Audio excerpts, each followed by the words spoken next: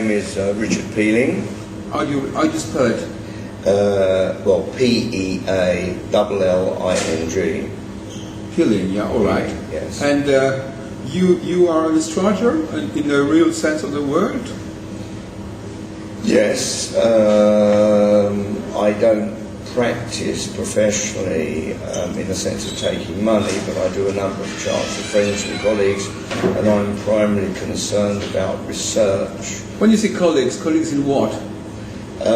Well, business colleagues, friends, yes. you know. Right.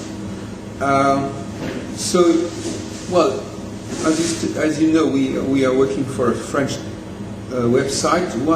What you said there was something to say about French astrologers or France and astrology? About France, I think French people can sometimes be too pessimistic, because a very famous astrologer, Mr. Naylor, some years ago made certain forecasts, and he stated that as the heavy planets move through Scorpio, he expected Poland to make a break for independence, which of course Poland did long after he spoke in the 1970s.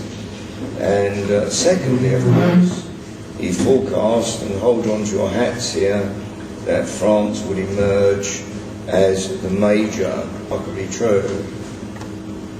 Do you think that it has been confirmed recently, this idea? Yes, I think people, with respect, forget what France was. I mean, France, if you go back to the 1950s, was still a comparatively agricultural and, in a way, one could say, a poorer country than Britain. Yeah. And that's clearly to be the great superpower.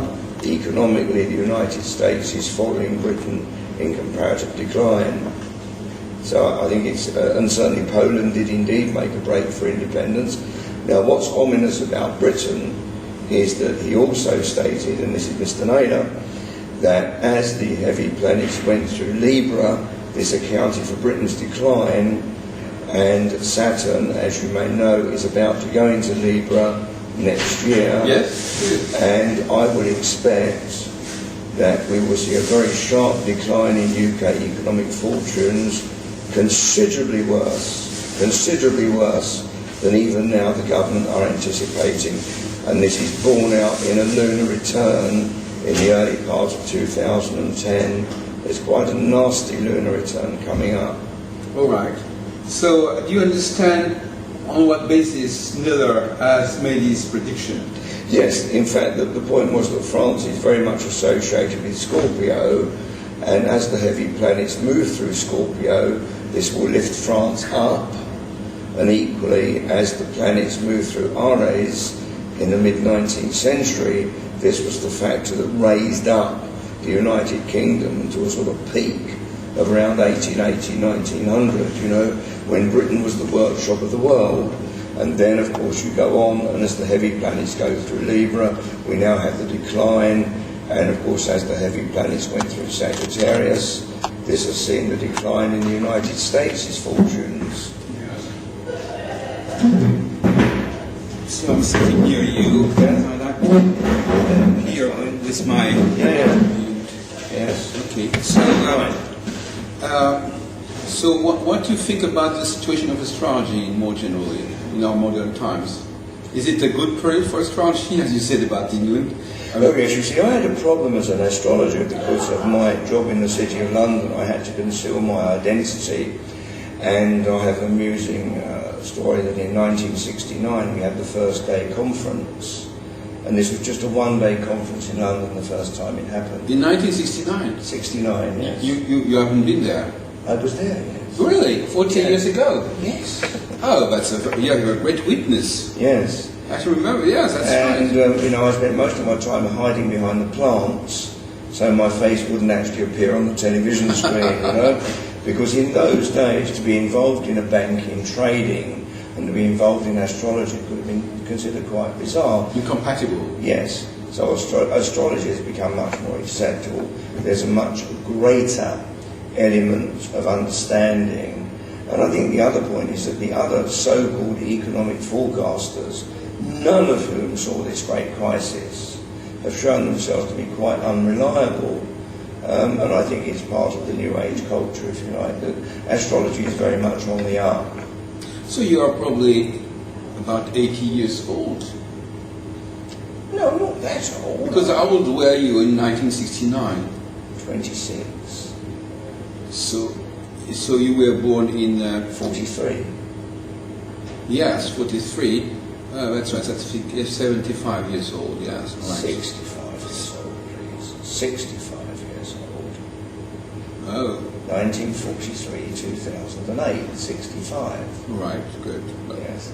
I was extraordinarily lucky because when I started astrology in 1968, I came along to the association and Charles Harvey was there. Yes. Chester Camp was there, Roger Elliott was there. Yes. And they were all very happy to pass on their knowledge. I have to say, in some professions, people hold back what they know. You understand? Yeah. They certainly Retention. don't want to help you, they don't want to pass it on, and that was quite different. So I found that I was able to learn quite a bit very, very quickly. Good. So you have been you have known John Hadley, for instance. Oh, Were you yeah. interested by his Yes. research on harmonics? Yes, I went to a conference on harmonics in 1980 in Cambridge. Yes. Did you meet? So there were. How many conferences did you follow since the last 40 years? Well, I'd probably been to 6 or 7, I must say. Oh, not because- too bad. Not too Well, bad. not in recent years, because quite frankly, I like to spend my time looking at charts, and as I say, it was of good interest this weekend, but we didn't actually see any charts, you know what I mean? You like the idea of seeing charts? Yeah, well, you see, I tend to have my own techniques, and I think the composite charts tend to be very much neglected.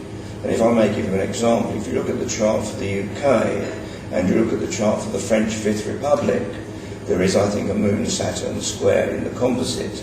And any historian will tell you that with the return of de Gaulle in '58, there was, let's say, a chilling in the relationship between Britain and France.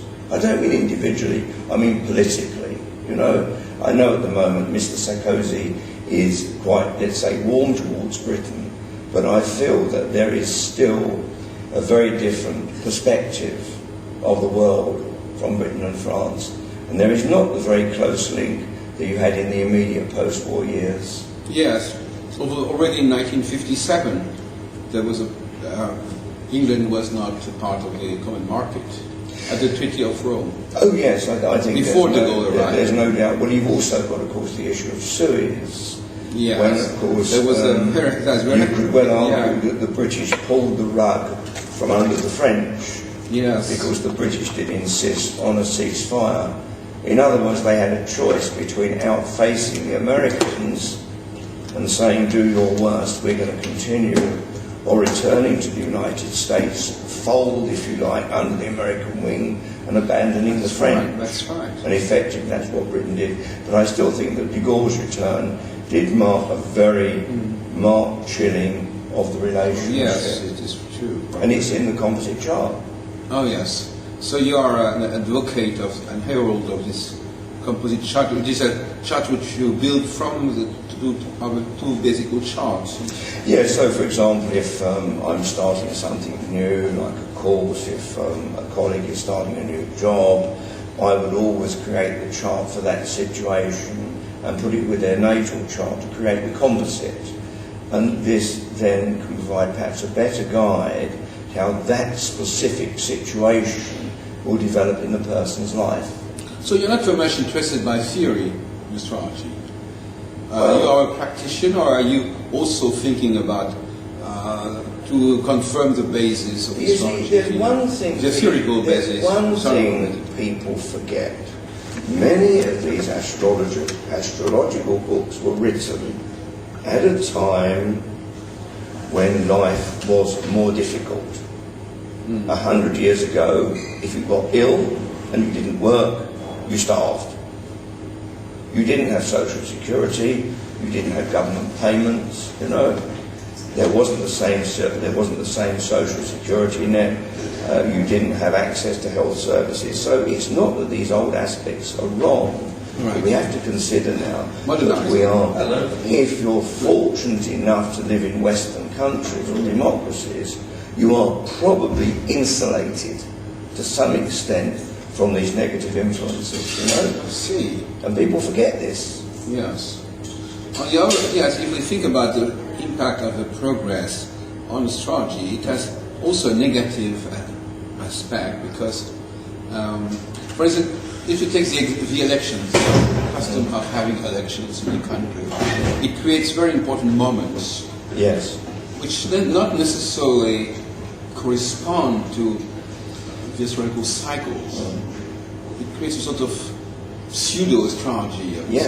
Yes. Pseudo-events with real consequences, and the astrologers, it's the same with the development of the transportation, of communication, which will make things easier. But there are two things going on here. One of the problems with Britain was that after the Second World War, unlike Michel Pinet, the French politician, who rightly said there are only two world powers, Britain and the United States and the Soviet Union. British politicians clung to this belief of the big three, the big four, you know, Britain is one of the great world powers. So in other words, in the short term, this decline wasn't entirely obvious. But there's another thing here, you know, sometimes a short-term event can be very important at the time.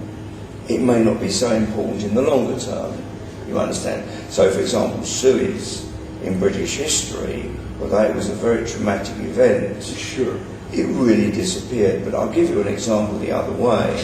If you look at the lunar return for the UK chart, and I think the date was July the 7th, 1945, you see Uranus opposing the ascendant, dead on the angle.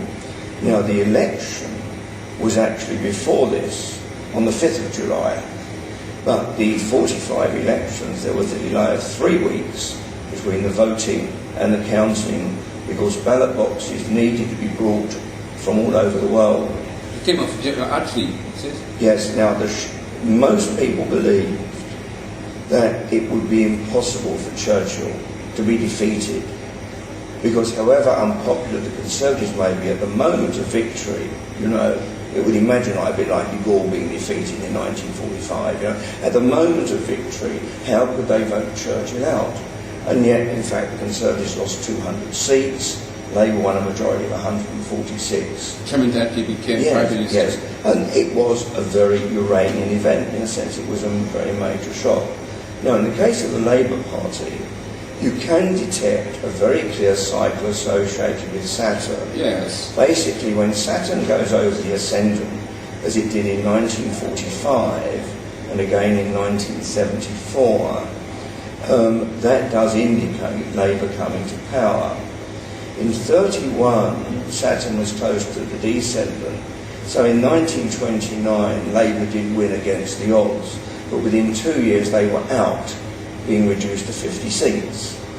Now, therefore, with Saturn over the ascendant 2001, 2002 of the Labour Party chart, it was quite predictable that Blair would win a second term with a very big majority. But now Saturn is moving to the position it was in 1951 and 1979, moving to square the ascendant. Labour lost office in 51, they lost office in 79, and I'm sure they will lose office again. Because precisely it's the contrary. Gordon Brown thinks he should advance the elections. Well, he thinks he should advance the elections because his economic advisors are telling him what I see in astrology, that the economic situation is far, far worse than they wish to admit, and that we are going to take an almighty nosedive in 2010. So this recession, we are going to get like a double whammy here. We're going to get a first recession and then we're going to be hit with a second recession. And I think they know that. So they want to limit the damage. Well, they want to have the election as soon as possible. Yes. But in fact, I'm sure they will lose. Oh, maybe not. Because of the position of Saturn. If they do it too rather early, maybe they might avoid the failure. Well, I think whatever they say, confidence has been so shaken that these tax cuts will have no effect. This is not a matter of astrology, this is common sense, you know. Yes. And I think the economy is going to go into this downswing, you know. All right. So you don't consider general configurations which would be supranational, or you only consider specific cases with special charts? Because we are still in something more than national now. It's something. Well, we are, but if you want to look at what's going to specifically affect, say, France, I would be looking at the charts specifically related to France. Because although there is a general world crisis at the moment, it is affecting countries in a very different way. But what is the general process before applying it to a certain country? What is the configuration which is a major cause of all these problems?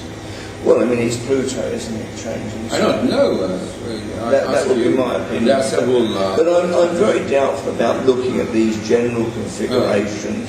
So you study immediately, you pass immediately to the special case of a certain country. Yes. This is a very large tendency today to refuse to. I mean, it's sort of crisis of modern astrology that you are going immediately to study the impact in the chart of a certain individual, a certain state, and not considering general structures which might work as such. Yeah, but the reason is, maybe in 100 years we will look back and say this was part of an overall general pattern. But finding out what the overall general pattern is not really telling us very much about what's going to happen, you know. I understand your point, but still I think one should find respect and balance between general prospects and specific prospects. Okay. You said that you are living now in The Czech Republic. Czech Republic. And do you exist as an astrologer there? You have contact with this? You heard of the Jonas system, Jonas method? No. You know, contraception in astrology. It was in the 1960s, Czechoslovakian astrology was known by this research on the cycles, conception. You never heard of that? No, I know. So what is the situation there? I heard there was some astrologers now, as you say, actually. Yes. Well, there are a number of good astrologers, yes. Yes. My colleague, Mr. Kubin, who lives in Pilsen, who is Czech and who practices as an astrologer and has a number of clients, you know. And in fact, What is it? He lives in where? in Pilsen. Oh. He lives in Pilsen, you know. I knew 10 years ago someone who was an astrologer and also sort of agency, a travel agency. Is it this man? I don't know. No. Mr. Kubin hasn't worked as a traveller. No, but okay. Yeah, right. So, well, I understand your attitude. Do you know did you know the works of Michel Gauquelin, for instance? Yes. Did you meet him in those conferences?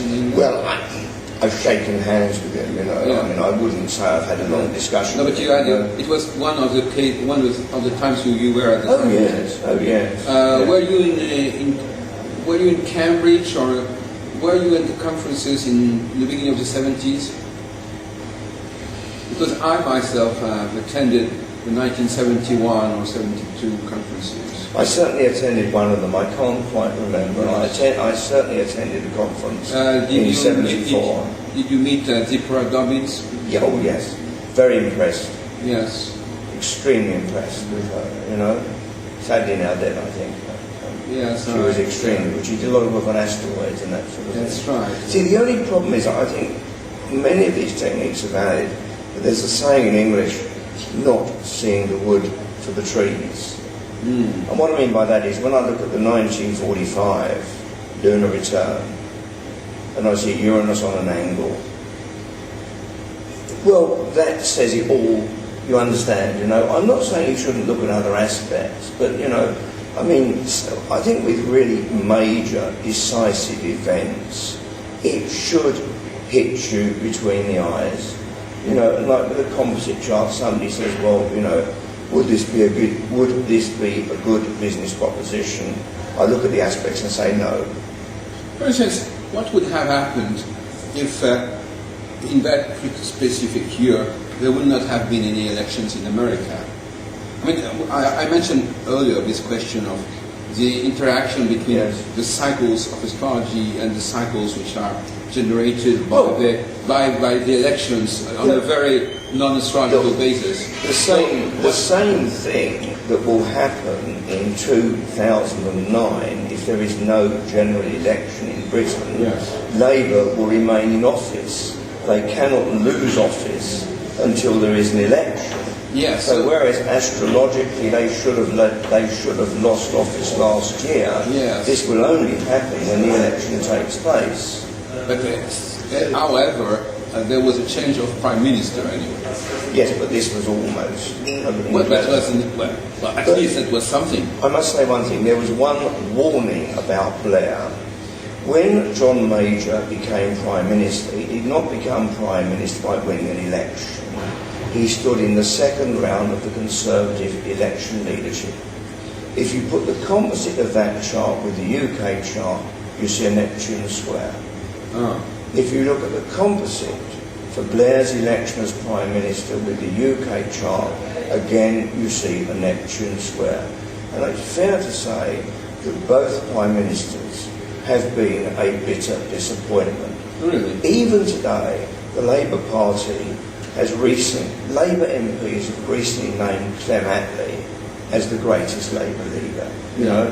And I think for Blair, things will only get worse and worse and worse. And for example, when he goes to Palestine, you know, and says, I never realised how bad things were for the Palestinians. You think, well, this is a man who was Prime Minister for 10 years, and a man who said the moment the Iraq invasion is over, the moment it is over, we will turn our attention to this situation.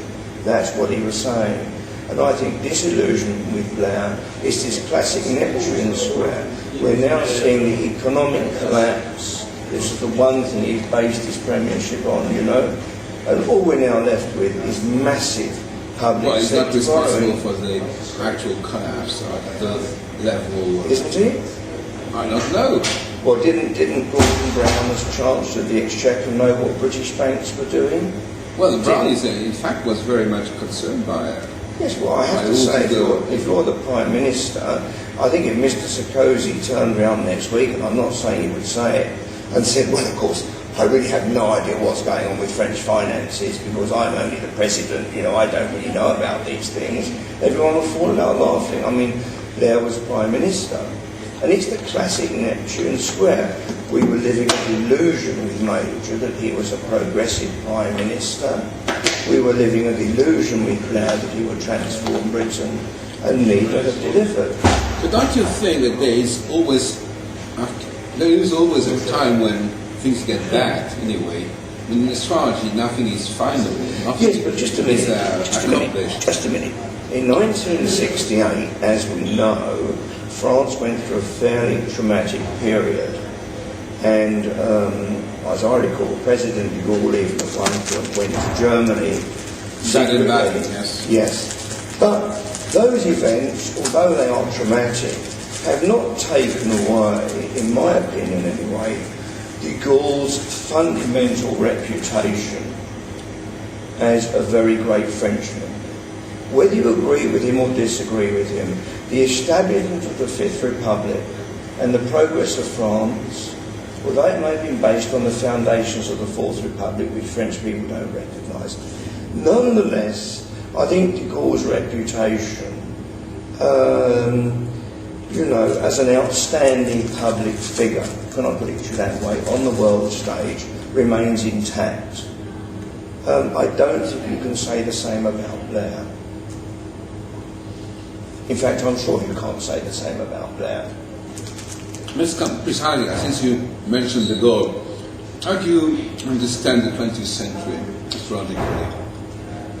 Especially the two main world wars.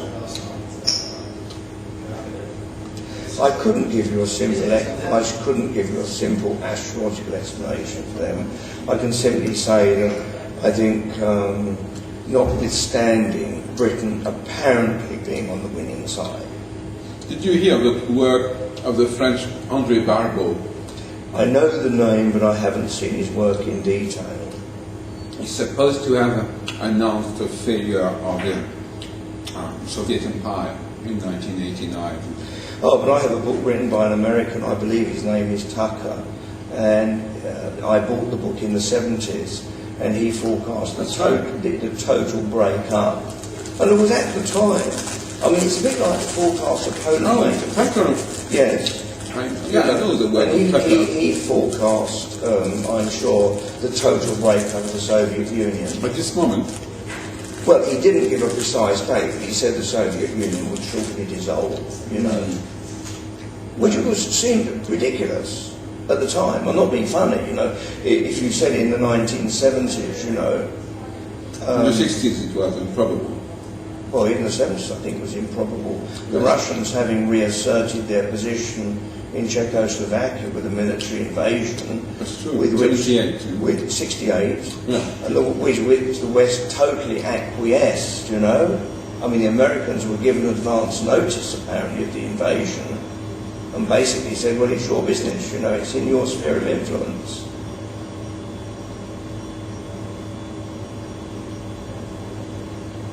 So did you have any thought about the origin, the definition of astrology? For instance, what is your reaction about this morning lectures? Well, you see, my description to a client of astrology is, here is my watch. Yes. As it moves from 2 o'clock to 4 o'clock this afternoon, it will get darker outside. Yes. It's not the watch controlling the sky. It's just the watch is in harmony with the sky. So in other words, it's not that the planets are directly controlling me or you.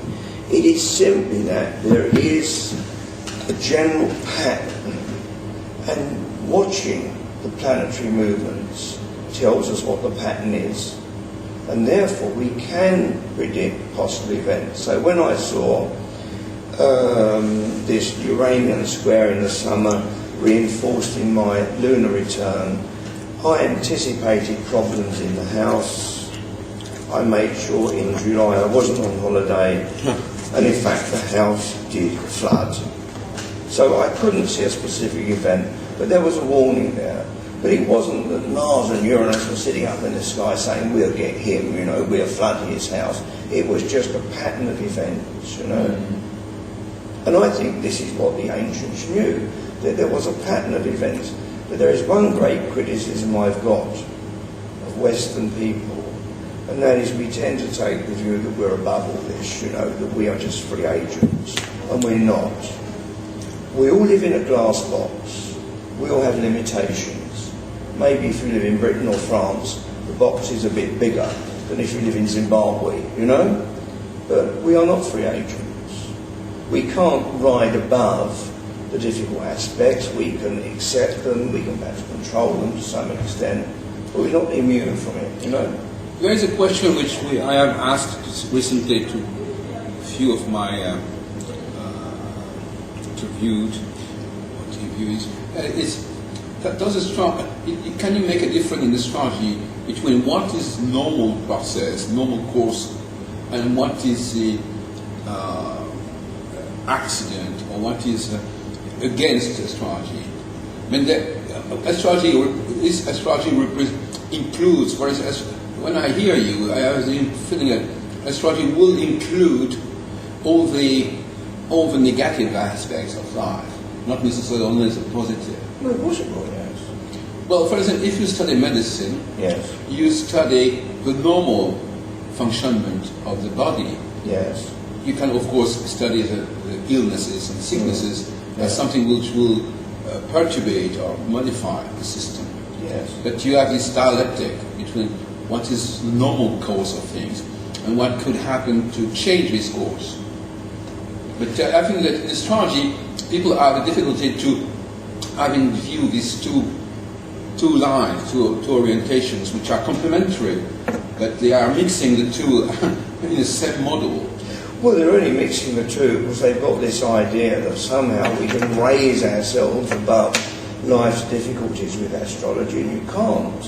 You know, if next year, for example, you had a Saturn conjunct your moon or square your moon, and Saturn happened to go retrograde, and maybe this aspect was in force for 2 or 3 months, this would be a difficult time when you would feel a lot of coldness.